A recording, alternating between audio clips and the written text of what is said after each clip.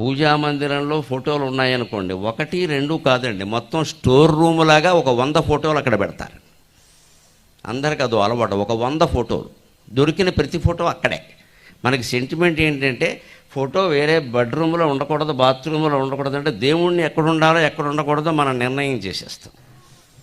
అన్ని ఫోటోలు పూజా మందిరంలో పెట్టవలసిన అవసరం లేదండి. మొత్తం అన్ని పట్టుకెళ్ళి అక్కడ పెట్టడమును, చివరికి కడగలేక తొడవలేక అలా వదిలేయడం, బూజు పట్టేయడం.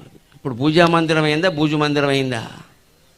పూజా మందిరంలో కూడా మా ఇంట్లో నియమం ఏంటంటే కొత్త ఫోటో వస్తే పాత ఫోటో తీసేస్తాం. ఏమి ఇందులో ఇబ్బంది లేదు, నేను చేసి మీకు చెబుతాను. ఎప్పటికీ అదే ఉండాలి, ఎప్పటికీ దాన్నే. అవన్నీ ఏదో శ్రీ విద్య ఉపాసనలు, ఆ ఉపాసనలు, ఆ వ్యవహారాలు వేరు. మామూలుగా మనం పెట్టుకుని దండం పెట్టుకోవడానికి ఎందుకండి?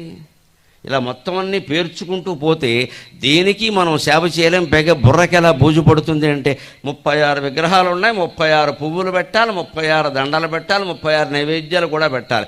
మనం 36 ఆసుపత్రికి వెళ్ళిపోతాం ఈ చాకరీ చేసి. ఎప్పటికీ భగవతత్వం అర్థం కాదు. పైగా ఈ మధ్య ఇంకో పిచ్చి పని చేస్తున్నారు, సందర్భం వచ్చింది కాబట్టి చెబుతాను నేను. పూజా మందిరంలో తీసిన ఫోటోలు పట్టుకెళ్ళి నదుల్లో బారేస్తున్నారండి. నేను పత్రికల్లో చదివిన వార్త. ఎంత దుర్మార్గం! ఫోటోలు, ఎందుకంటే దేవుడు ఫోటో ఎక్కడా పాడేయకూడదు, ఎందుకంటే నదిలో పారేస్తావా? నది లోకుగా ఉందా? నది అంటే ప్రతి చెత్త పట్టుకెళ్ళి అందులో పారేయడానిక? దేవుడు ఫోటో కదా అనద్దమ్మా, అది అద్దం కాదా? అద్దమా కాదా? ఫ్రేమ్ ఉందా లేదా? ఆ అద్దం పగిలిపోతుందా లేదా? లోపల చేపలు ఎలా తింటాయండి? చేపలు పైనుంచి అద్దాలు ఎలా పడుతూ ఉంటే ఆ ఫోటో ఫ్రేమ్ కారణంగా రంగురంగులుగా కనపడుతూ ఉంటే అదేదో జీవజంతువులు అనుకుని పట్టుకుంటాయి కదా. మరి ఆ చేపలను చచ్చిపోతే ఎవరిదండి ఆ పాపం? ఆ జీవుల్ని మనం చూడక్కర్లేదా? నదుల్లో ఇసుక ఉంటుంది, కింద మట్టి ఉంటుంది. అందుకని మనం ఫోటోలు అడ్డమైన గడ్డి పట్టుకెళ్ళి నదుల్లో బారేయడం ఏంటండి? జరుగుతున్నాయి ప్రత్యేకంగా. మమ్మల్ని అడిగే సందేహాలు ఇవే. ఫోటో నదిలో బారేయచ్చు, అసలు పారేయమని కూడా చెప్పండి. కన్నా నేను పూజా మందిరంలో ఫోటోలు అధికమైనాయండి. ఒక ఫోటో వచ్చింది, ఇంకో ఫోటో తీశారు, తిడుచు ఓ మూల పెట్టండి, ఎవరికైనా ఇవ్వండి.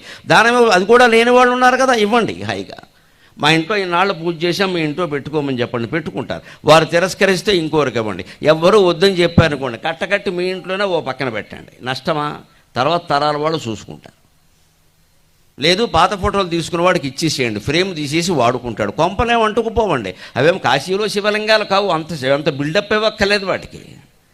మనకి ప్రతిదానికి ఇంత బిల్డప్ ఇచ్చేస్తాం. జీవితంలో మాత్రం నీతి అక్కర్లేదు మనకి. శుభ్రంగా మింగేస్తాం, 100 కోట్లు మింగేస్తాం, అనుమానం వెళ్ళి. ఎవడాస్తేనా కనిపిస్తే ఆక్రమించేయడమే. పూజా మందిరం దగ్గర మాత్రం అన్ని శంకలు వచ్చేస్తాయి. ఇక్కడ ఈ వంకర పనులు బయట చేయకుండా ఉంటే నువ్వు పూజ ఎలా చేసినా పర్వాలేదు. నేను మొదటి నుంచి మొత్తుకునేది అదే. నాకు పద్మశ్రీ కూడా ఇందుకే ఇచ్చారు, జ్ఞానాన్ని పంచిపెట్టినందుకే. అజ్ఞానపు నమ్మకాలన్నీ ఖండించి జ్ఞానాన్ని పంచిపెట్టినందుకే ఇచ్చారు. కేంద్రం వాళ్ళకు కూడా కావలసింది అదే, పిచ్చి భక్తి కాదు. దేవుడి విగ్రహం మీరు బంగారు విగ్రహం పెట్టండి, కాశీ నుంచి శివలింగం తండి, తిరుపతి నుంచి విగ్రహం తండి, అది కేవలం స్ఫూర్తి మాత్రమే.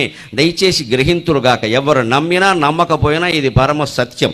మహిమలు విగ్రహాల్లో ఉండవు, మన మనస్సులో ఉంటాయి. నువ్వు భక్తితో ప్రార్థిస్తే రాయి కూడా రాముడవుతుంది. నువ్వు భక్తితో ప్రార్థిస్తే రాయి కూడా రాముడవుతుంది. నీ దగ్గర భక్తి లేనప్పుడు రాముడు కూడా రాయే. ఏం ఉపయోగం లేదు ఇక్కడ. ఇప్పుడు నీ మీద ఆధారపడి ఉంది మహిమ, దేవుడి మీద కాదు. మన మీద మనకి నమ్మకం లేక వేటి మీదో నమ్మకం ఉంటుంది మనకి ఎంతసేపు. ఆయన ఎవడో వచ్చేస్తే, ఈయన ఎవడో చదివేస్తే, ఆ విగ్రహం ఏదో పెట్టేస్తే మనకి ఏదో అయిపోతుంది. ఏమవుతుంది ఇక్కడ? నువ్వు ఏదైనా చేస్తేనే అవుతుంది. నీ ప్రవృత్తి మారితేనే అవుతుంది. నువ్వేమిటో నువ్వు ఆలోచించుకుంటేనే అవుతుంది. నిరంతరం వీలైనంతసేపు నిద్ర గాఢంగా పట్టే వరకు నీ మనస్సులోకి నువ్వు దూరి నేనేం చేస్తున్నా, ఏం మాట్లాడుతున్నా, ఏం ఆలోచిస్తున్నా అంటేనే అవుతుంది. మనోవాక్ కాయకర్మ. నా ఆలోచన ఎలా ఉంది, నా మాట ఎలా ఉంది, నా పని ఎలా ఉంది, వీటినే త్రికరణములు అంటారు. ఈ 3 ఆలోచన సరి చేసుకోకుండా జరిగేదేమీ లేదండి. ఎన్ని గుళ్ళు కట్టించినా ఒకటే, ఎంతమంది దండాలు పెట్టుకున్నా ఒకటే, ఎన్నిసార్లు మీరు తిరుపతి వెళ్ళినా ఒకటే. నేను నెల పెడతానండి, వారం పెడతానండి. వెంకటేశ్వరం కూడా విసుగొస్తుంది, వెళ్ళకండి. ఏంటి వెళ్ళమని మన మొహం చూడడం ఆయనకి ఇష్టం లేదండి. అధోమొహం వేసుకుని ఆయన చూపించలేట అక్కడ. మనం సత్యం మాట్లాడామా? ధర్మానికి కట్టుబడి ఉన్నామా?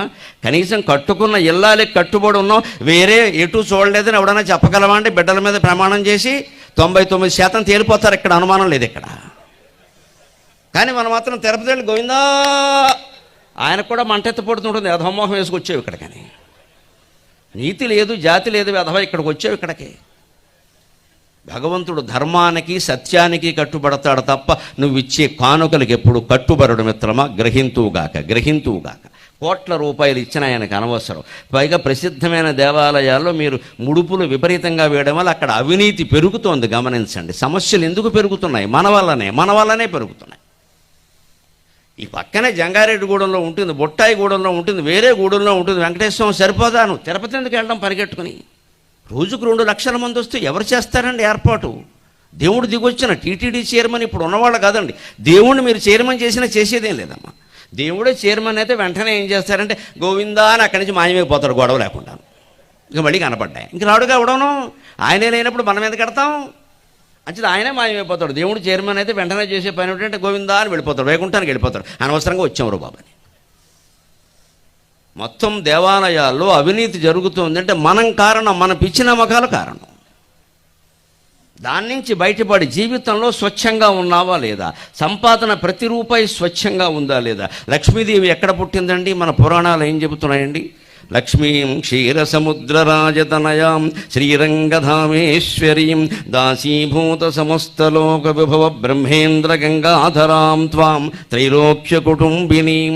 క్షీరసముద్రరాజతనయాం, పాల సముద్రంలో పుట్టింది లక్ష్మీదేవి. అంటే ఆవిడకి పాలంటే ఇష్టం, ఒక 100 బిందెల పాలు పోసేద్దాం, దీన్నే అజ్ఞానం అంటారు. గుడంతా పాడైపోయింది. ఓ పక్క మన పక్కనే సాంఘిక సంక్షేమ హాస్టల్లో పిల్లలు పాలు లేక ఏడుస్తున్నారు. అవన్నీ ప్రభుత్వం చూసుకోవాలి, మనకెందుకు? మరి ఇది ఎవరు చూస్తారు? అంటే మన సొంతానికి మనం దేవుడికి మొక్కినట్టుగా సమాజం కోసం మనం మొక్కట్లేదు.